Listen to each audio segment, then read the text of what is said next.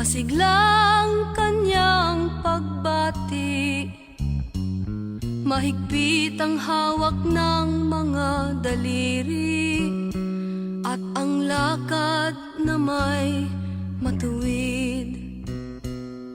Mahusay ang kanyang talumpati, makisig kung siya'y magdamit.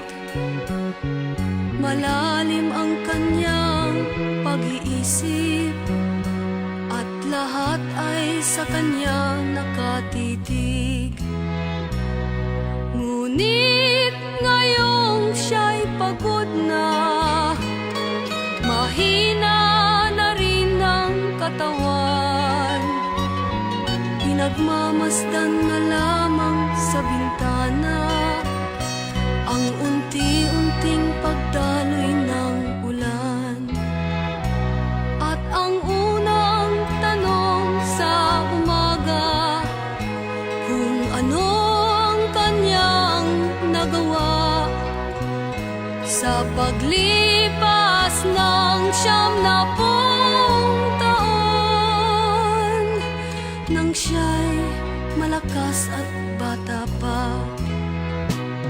Si Lolo Jose, si Lolo Jose, si Lolo Jose, matanda na, ngunit mahal ko pa si Lolo Jose, kahit siya ngayon ay laos na. Sa piling ng mga alaala, lagi na lamang nag-iisa. Kahit sulyap walang maaasahan, sa anak na di man siya mapagbigyan. At ang unang tanong sa umaga, kung mayroon pa siyang magigisnan na liwanag sa nalalabing buhay, ngayon siya'y matanda at laos na. Si Lolo Jose, si Lolo Jose, si Lolo Jose ay matanda na, ngunit mahal ko pa si Lolo Jose, kahit siya ngayon ay laos na. Sa dilim ng kanyang pag-aasam, maghapon na lang nakabantay, kung kanyang matatanaw pa ang hiwaga nang hindi malimot niyang nakaraan.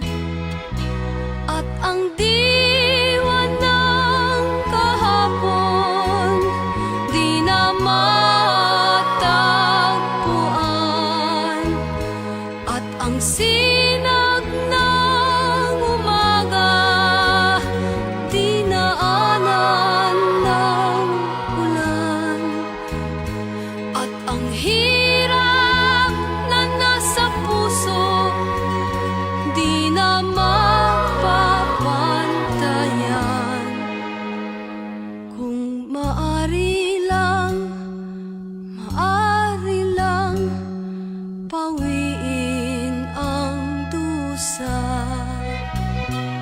Si Lolo Jose, si Lolo Jose, si Lolo Jose ay matanda na, ngunit mahal ko pa si Lolo Jose, kahit siya ngayon ay laos na.